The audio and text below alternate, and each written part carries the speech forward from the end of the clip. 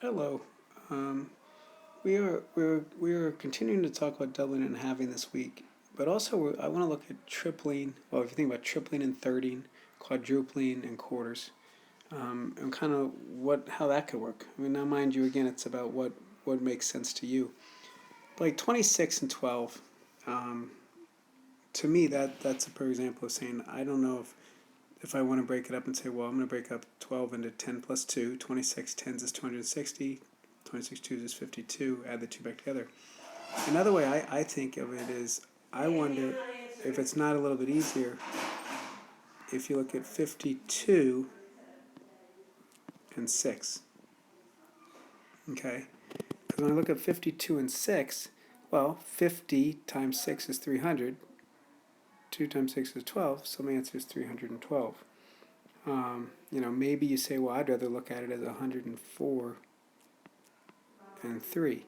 That's still going to get you to 312. So either any way you look at it, again, doubling and halving may allow you to work with. I don't like to say the word easier, but numbers that just make more sense that are a little friendly. Let's use the word friendlier. Friendlier numbers to work with.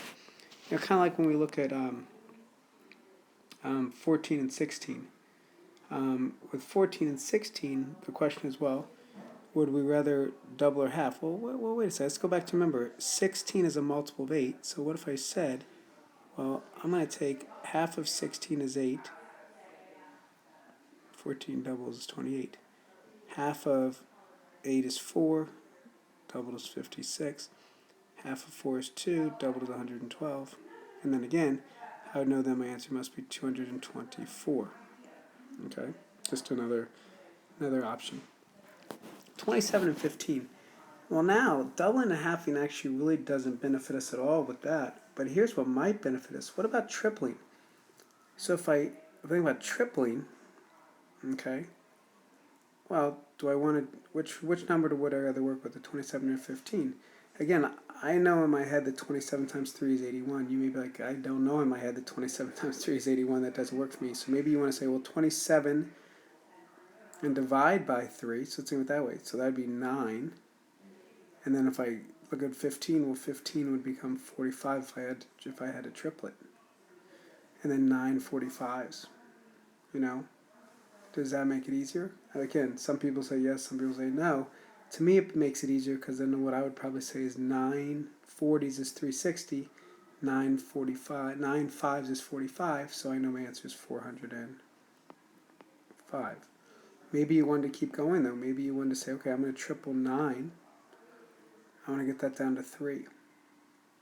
I'm going to triple 45. That gets me to 135. Maybe I'd rather multiply 135 times 3 because I know 3 times 100 is 300. 3 times 35 is 105. 300 plus 105, again, still gets me to the 405. Okay, well, let's look at the quadrupling idea and quartering. So I know 25 times 4 gets me to 100. If I took 1/4 of 48, that's 12. Then I know my answer is 1200. Again, it's just another way to look at the numbers. Please do what you feel most comfortable with. Everybody's different.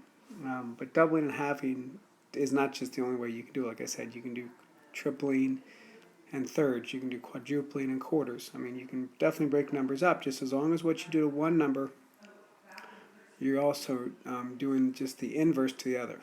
So if you're doubling one, you have to take half of the other. So you're working with the same combination of total value of your number. Okay? Hope that helps.